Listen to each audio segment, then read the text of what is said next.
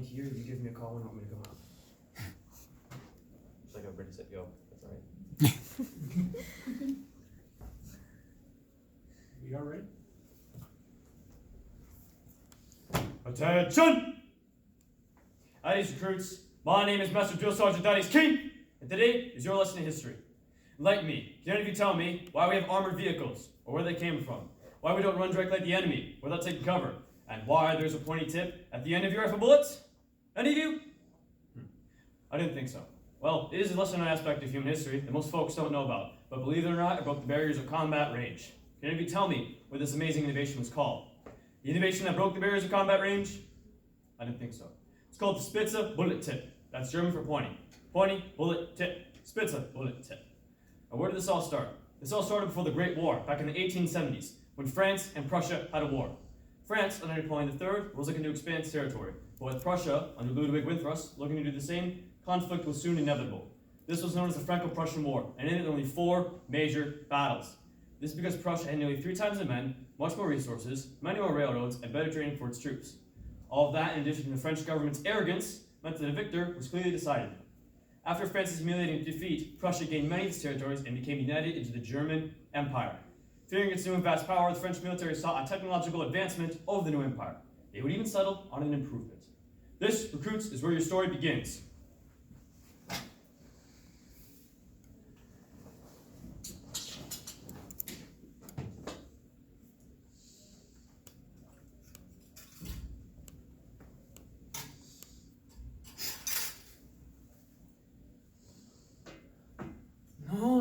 No.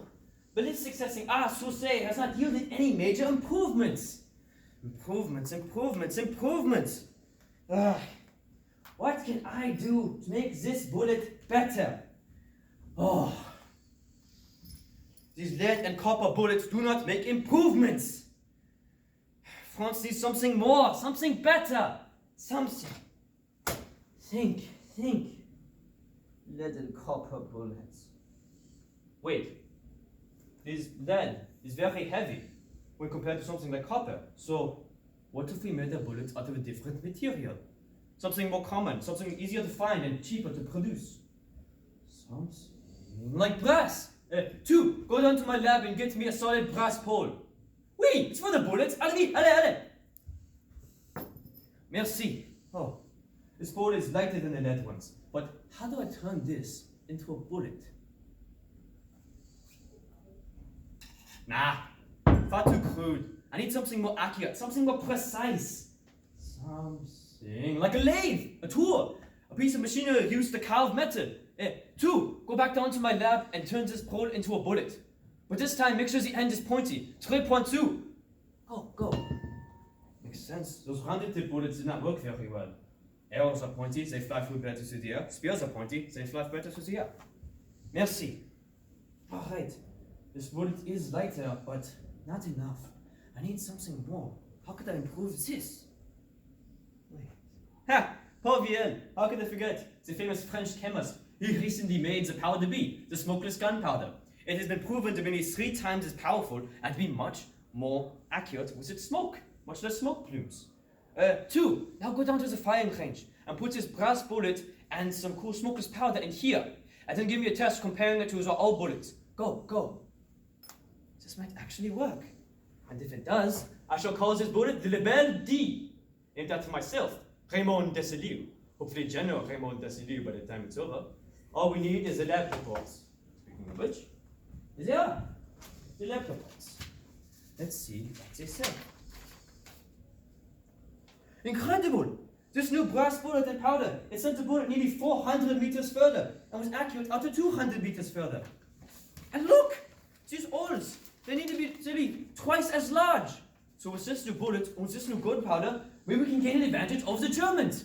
Perhaps break the barrier of combat's range been holding us back this entire time. This is incredible. I've reported to the President CS. Our testing finally worked.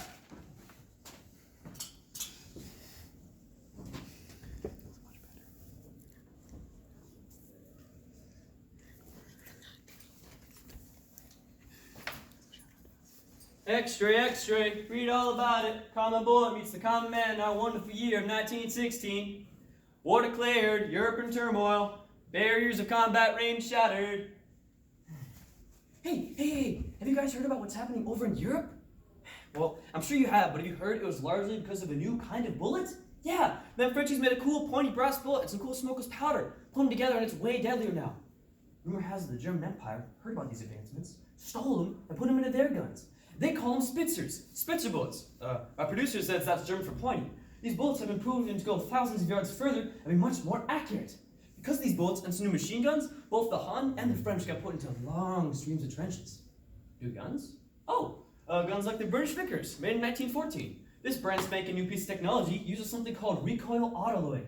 Every single time the gun was fired, the natural kick would help push out an old round and put in a new round. Every single time. That's how these guns can fire so fast. And with the new Spitzer bullet, entire platoons of troops could be dropped from thousands of yards away. Look, right here, it even says, accurate out at 800 yards and can kill up to 2,000 meters.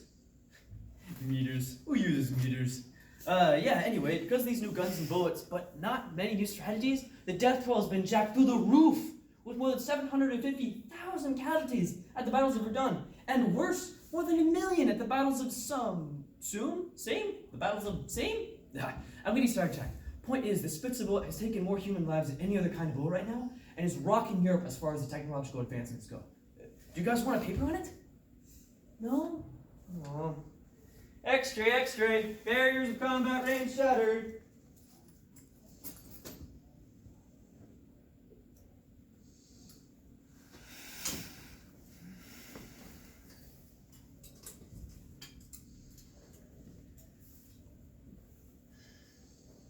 Und in 1918, wie last war, and an armistice was signed. So the Ottomans and the Bulgarians were against it. The morale of our people and our troops were fast diminished from this war. Our soldiers knew that if we won this war, it meant not only more territory for Deutschland, but honor and glory. But at the cost of millions of Deutschland lives, civilian and soldier alike, bombing overpopulated cities like Paris, and thousands upon thousands of miles of land scorched by gas, fire, and artillery? Soon this home with honor and glory was beginning to look more and more that of a myth. The simple Spitzer bullet was responsible for 9.8 million casualties. And the trenches? The trenches were brutal, and the strategies we used left our troops out in the open, waiting and begging for the Triple Entente to gun us down. Because with their new rifle and machine gewehr, they gunned us down so fast and so far away, we couldn't even see their faces. And these militaristic improvements never stopped. Even today, the Allies have created new rifles to gun down innocent civilians. It's like my good father once said, once we make an advancement, there is no going back. What? Yeah, mein General, ich kann nicht. Look, let's get back to my platoon. Just do me a favor. Don't forget about us Germans, about this war, about this bullet.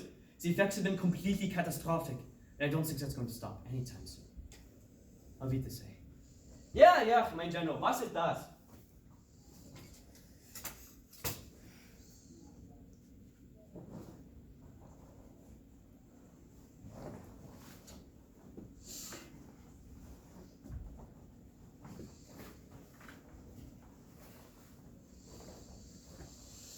That German soldier back there was right about one thing. These militaristic improvements never stopped.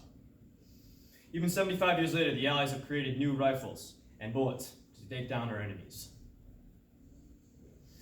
It soon became abundantly clear after World War I that many inventions were needed to counteract this revolutionary bullet.